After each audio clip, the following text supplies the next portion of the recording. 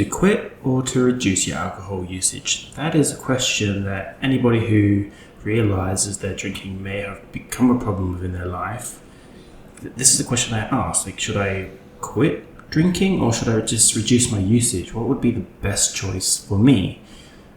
So in this video, I'm going to tell you how to identify whether you should reduce or to quit your drinking. So my name's Glenn, I'm a counsellor, and I'm going to tell you what I as a counsellor would tell a client to help them identify if they should quit or reduce. So as you can see on the screen, I've got Tina, who's enjoying a cocktail, and then I've got Fred over here, who's clearly drunk too much vodka and is drunk. So something we have in counselling is, especially in alcohol and other drugs counselling, because that's what I am, I'm an alcohol and other drugs counsellor. We have a saying, right, when it comes to people who drink alcohol, and that is there is two types of drinkers. There's two types of drinkers, right? And there's the first type of drinker, right, which we will call our Tinas. And these are people who can have maybe one or two big drinks, and then that's enough for them. So somebody like Tina, right, she can have like a cocktail or two with her friends, and then they're good. So these are the type of people that can have, one or two drinks, and then walk away. So that's somebody like Tina, right? She can have one or two cocktails with her friends, and then she can walk away. And she doesn't need another drink for the rest of the day, and she's good. And then you have the other type of drinker, right? Which is what we call our Freds. And a Fred, right?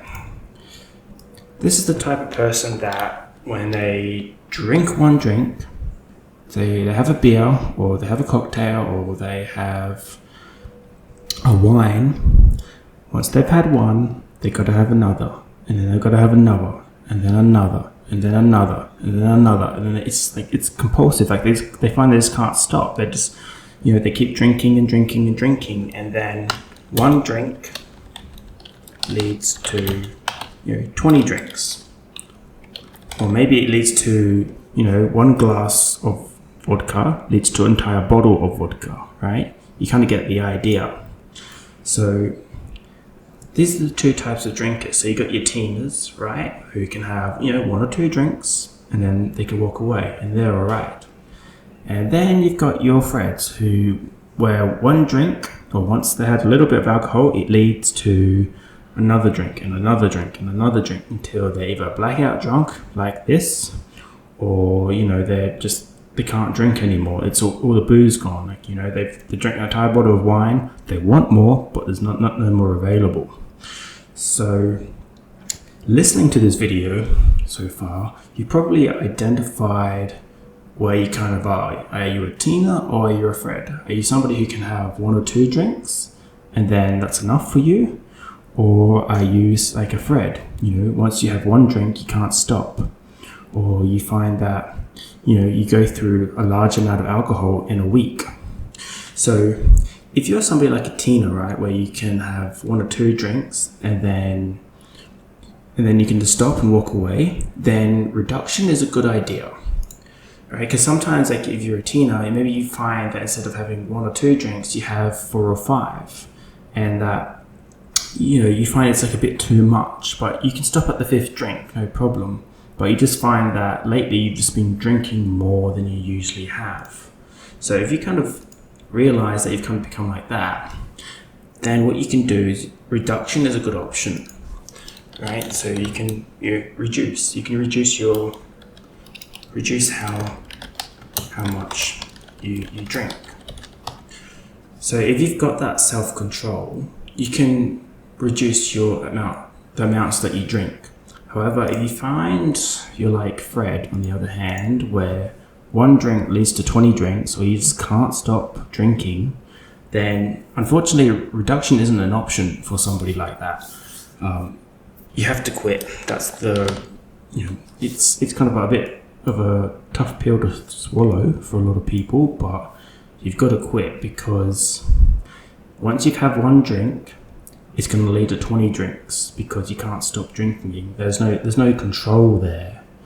So really, like, to readdress the question, right? Should you quit or should you reduce your alcohol usage? Because sometimes, right, people who just drink, they find that they're drinking a bit more than they would like, but they've got that control. They can reduce how much they drink. Instead of having 5 drinks, they can just drink 2, and they're okay. Like they've got that control. But then there's other people, right, where once they've had one, they can't stop themselves. It's like compulsive. They can't stop, and then one drink leads to 20 drinks. And so if you're somebody like that, which a lot of alcoholics are, then you have to quit, because the way to view it, right, you have to treat alcohol, if you're a Fred, right, if you identify yourself in this camp, you have to treat alcohol like an allergy, right? Alcohol has to be like peanuts for you. If you're having a peanut allergy, right, you have to imagine yourself with a peanut allergy, and that if you eat one peanut, it's a bad reaction, right? It could, it's disaster. And you have to treat alcohol the same way. That one drink leads to 20 drinks. It leads to a disaster. It's a bad reaction. So you have to treat alcohol like you're allergic to it. You have to stay away from it. You have to quit. You can't reduce, because if you're somebody like Fred, right, where one drink leads to 20 or leads to a whole bottle or even 2 bottles, right, there's no control there. So you can't reduce. It's not, that strategy of reduction is not going to work for somebody like Fred. It's just not, right, because he can't control himself. So they're the 2 types of drinkers, right? There's people who have that control, can have 1 or 2 drinks and then walk away. And then there's other people, right, where once they've had one, they can't stop themselves. So if you identify as somebody like Fred, then quitting, that's your best option, because you can't reduce. It's not going to work. And sometimes, right, when you find out that you're Fred, right, that quitting is your only real option, sometimes that can be a tough pill to swallow. And then it kind of comes to like acceptance of it as well, because you're having to accept that you're somebody that once you've had one drink, it leads to 20. And that can be quite harsh, because then it leads to feelings of missing out. Like you're at a birthday party, right? And then everybody else is having 1 or 2 beers, right? And they're having a good time, but then you got to accept that, I can't have even 1 beer, because I know if I just have 1 beer, it's going to lead to 20, and then it's going to cause problems. So there's that part of it that there's acceptance. That is an important part when you realize, acceptance, right?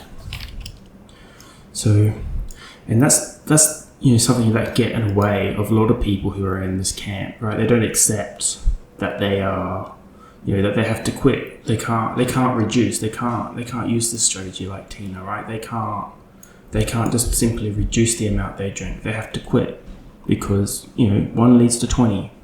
So there's a part, acceptance is an important part in realizing that you have to quit. So that's my video for today. I wish you the best, and I'm going to keep uploading more videos. And like I always say, like, you deserve a good life. You don't deserve alcohol ruining your life, right? Because if you're somebody like Fred, it's gonna take control of your life. It's in control of you, right? Because Fred here, he's not in control of the alcohol. The alcohol is in control of him. I mean, in this picture, look who's standing up. The bottle's standing, but he's not. So, don't let alcohol ruin your life. You deserve a good life. Anyway, thank you so much for watching. And yeah, that's all for today.